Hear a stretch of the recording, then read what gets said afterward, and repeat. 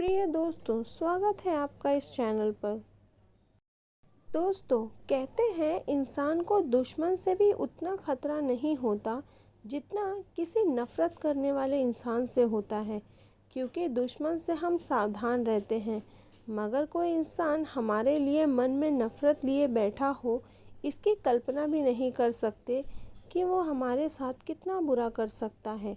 तो चलिए कहानी को आगे बढ़ाते हैं। मुंबई शहर में कमिश्नर ऑफिस में पुलिस अधिकारियों के साथ बैठे हुए हैं। तभी डीएसपी का फ़ोन बज उठा, मगर वो फ़ोन उठाने में कतरा रहे थे कि तभी कमिश्नर साहब ने उन्हें टोका। अरे भाई, फ़ोन उठाओ। डीएसपी: जी सर, उठाता हूँ। डीएसपी ने कहा, हाँ बोलो तावड़े, क्या खबर है? तावड़े ने कहा, साहब वो मर्डर केस सॉल्व हो गया। डीएसपी ने कहा, क्या, बस 2 दिन में? तावड़े ने कहा, हाँ साहब, ओपन एंड शट केस था। उसी की गर्लफ्रेंड तान्या ने मारा था उसको। डीएसपी ने कहा, तावड़े तुम श्योर हो ना? देखो, ये एक हाई प्रोफाइल केस है। एक फिल्म स्टार की हत्या हुई है और तुम कातिल भी एक सुपर मॉडल को बता रहे हो। अगर कोर्ट में तुम्हारी जांच से वो कातिल साबित नहीं हुआ तो देख लेना। तावड़े ने कहा, साहब खुला बोलता है, मैं लड़की खुद बयान दिया है। जैसे ही हमने उसे रिमांड पर लिया ना, खुद ही बक दिया सब। चलो ठीक है, अभी प्रेस में कोई इंटरव्यू मत देना, समझे? मैं आकर तुमसे मिलता हूँ। तावड़े ने कहा, समझा साहब।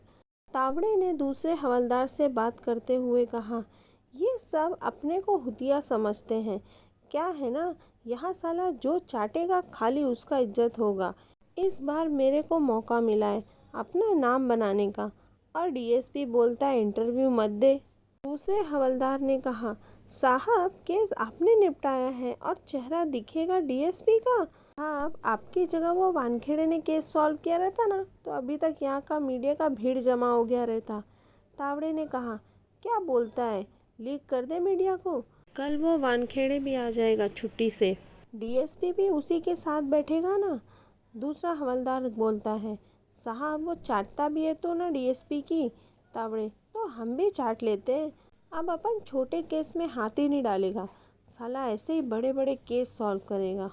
2 साल पहले जैकी कपूर, फिल्मी दुनिया का नया उभरता सितारा, आजकल के हीरो लोगों को खुले टक्कर देने वाला, बढ़िया 6 पैक वाली बॉडी, छोटे बाल, गोरा रंग और एक्टिंग का हुनर कूट कूट के भरा हुआ तान्या मेहरा, मॉडल, एक्टर और एक खूबसूरत लड़की जिसे देखकर एक बार को उस पर नज़र थम जाए।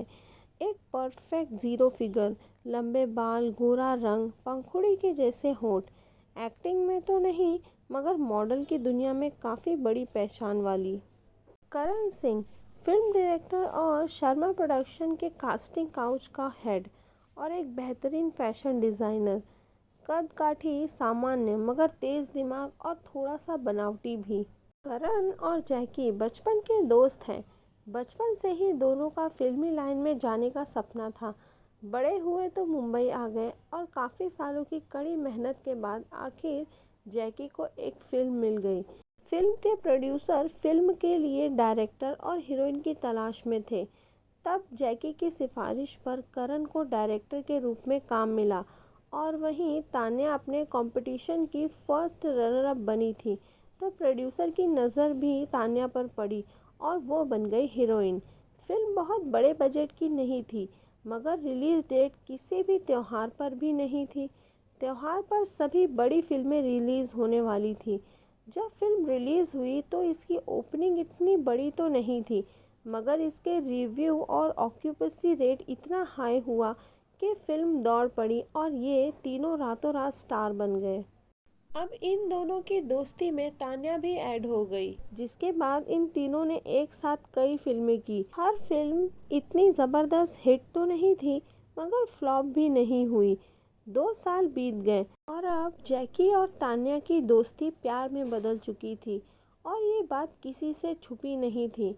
और अब तान्या, जैकी और करण मुंबई के एक ही फ्लैट में रहते थे और फिर अचानक जैकी की हत्या। वर्तमान समय में वर्सोवा थाने के बाहर भीड़ जुटी हुई थी। तान्या को गिरफ्तार कर लिया गया था। भीड़ और मीडिया जानने को मरे जा रहे थे कि पुलिस ने आखिर केस इतनी जल्दी कैसे सॉल्व कर लिया। तावड़े सभी के सवालों के जवाब दे रहा था।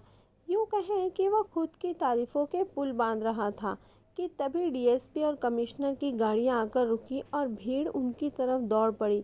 डीएसपी ने कहा, आपको तावड़े ने सब बता दिया है, अभी हम विस्तार से इसकी जांच करेंगे। सर, इस केस में आपको नहीं लगता कि कुछ मिसिंग है? एक रिपोर्टर ने कहा। डीएसपी ने पूछा, क्या मतलब है आपका? रिपोर्टर ने कहा, सर, तान्या ने खुद पुलिस को सामने से सरेंडर किया है। तान्या तो जैकी से प्यार करती थी और वे दोनों 2 साल से साथ में थे। क्या तान्या किसी मजबूरी में तो ऐसा कदम नहीं उठा रही है? डीएसपी ने कहा, देखिए, पूरा सच आपको कोर्ट में पता चलेगा, हम मामले की तह तक जाएंगे। कहकर सभी अधिकारी अंदर चले गए। तावड़े भी पीछे पीछे आ गया, साथ में उसका हवलदार भी था। अंदर जाते ही डीएसपी ने तावड़े से कहा, तावड़े, मैंने तुम्हें मना किया था ना, अभी कोई बात मीडिया में लीक नहीं होनी चाहिए। तावड़े ने कहा, मगर सर, केस तो क्लियर है। डीएसपी ने कहा, क्या फॉरेंसिक रिपोर्ट आ गई? कॉल डिटेल्स और बॉडी का पोस्टमार्टम रिपोर्ट सब आ गया? तावड़े ने कहा, मगर सर, जब कातिल ने खुद ही सरेंडर कर दिया है तो बचा क्या है?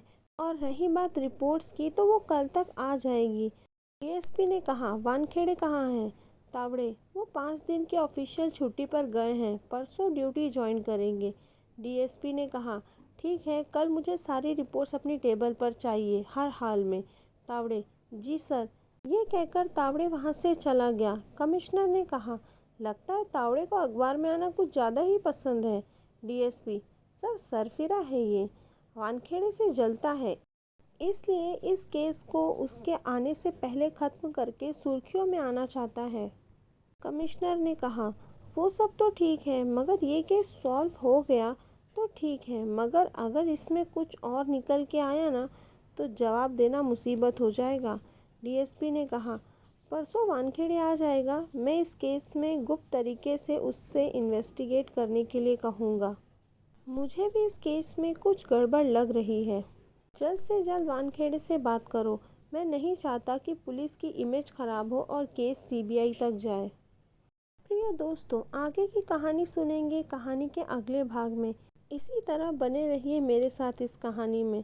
कहानी का आगे का भाग सुनने के लिए चैनल को सब्सक्राइब करना ना भूलें। धन्यवाद।